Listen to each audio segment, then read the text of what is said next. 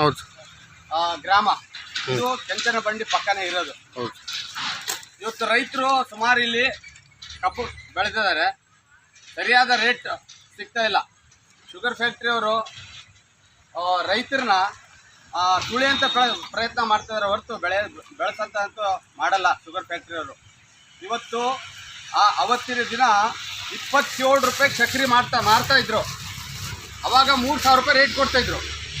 ಇವತ್ತು 48ರಿಂದ 50 ರೂಪಾಯಿವರೆಗೆ ಸಕ್ರೆ ಮಾರ್ತಾ ಇದ್ದಾರೆ. ಒಂದು ಅಟ್ಲೀಸ್ಟ್ ಒಂದು 3,500 ಆದರೂ ಒಂದು ಟನ್ನಿಗೆ ಕಬ್ಬಿಗೆ ಕೊಡಬೇಕು ಅಂಥೇಳಿ ರೈತರ ಒಂದು ಬೇಡಿಕೆ. ಒಂದು ವೇಳೆ ಏನಾದರೂ ಈ ಒಂದು ಬೇಡಿಕೆ ಈಡೇರಿಸಲಿಲ್ಲ ಅಂದರೆ ಶುಗರ್ ಫ್ಯಾಕ್ಟ್ರಿಯವರು ನಾವಂತೂ ಕಬ್ಬು ನಮ್ಮ ರೈತರು ಫ್ಯಾಕ್ಟ್ರಿಗೆ ಕಳ್ಸೋದಲ್ಲ ಅಂತ ಹೇಳಿ ಒಂದು ನಿರ್ಧಾರ ಮಾಡಿದ್ದಾರೆ. ಏನಪ್ಪ? ಹೌದು ಸರ್. ಎಷ್ಟು ಬೇಕು? 3,500 ಬೇಕಾ? ಎಷ್ಟು ಬೇಕು? 3,500 ಬೇಕು ಸರ್. 3,500 ಆದರೆ ಗಿಟ್ಟುತ್ತೆ. ಹೌದು ಸರ್.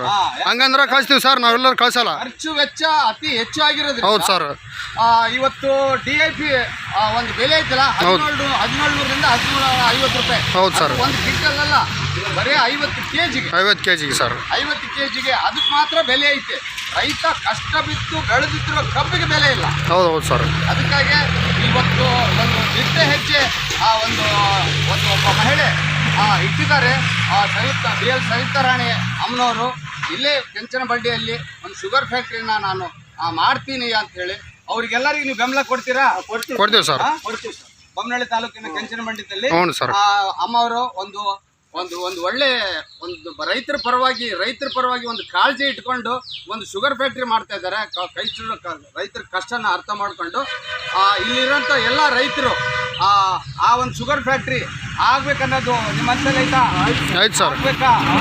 ಬೆಂಬಲ ಕೊಡ್ತೀರಾ? ಕೊಡ್ತೀವಿ ಸರ್. ಇಲ್ಲಿಂದ ಎಷ್ಟು ಕಿಲೋಮೀಟರ್ ಆಗ್ತದೆ ಮುಂಡ್ರಿಗೆ? ಎಷ್ಟು ಕಿಲೋಮೀಟರ್ ಆಗುತ್ತೆ? ಇಲ್ಲಿಂದ ಒಂದು 70 ಕಿಲೋಮೀಟರ್. ಆಮೇಲೆ ಹರಿಹರ SS ಫ್ಯಾಕ್ಟ್ರಿ ಅದು ಎಷ್ಟು ದೂರ ಐತೆ? ಇಲ್ಲ ಒಂದು 80 ಕಿಲೋಮೀಟರ್. ಇಲ್ಲಿಂದ ಕೆಂಚನಬಂಡಿ ಎಷ್ಟೈತೆ? ಒಂದು 12 ಕಿಲೋಮೀಟರ್ ಆಗ್ಬೋದು. ಕೆಂಚನಬಂಡಿ 12 ಕಿಲೋಮೀಟರ್ ಆಗುತ್ತೆ. ಇಲ್ಲೇ ಫ್ಯಾಕ್ಟ್ರಿ ಆಗಿರೋದ್ರಿಂದ ಇಲ್ಲಿ ರೈತರಿಗೂ ಅನುಕೂಲ ಆಗುತ್ತೆ.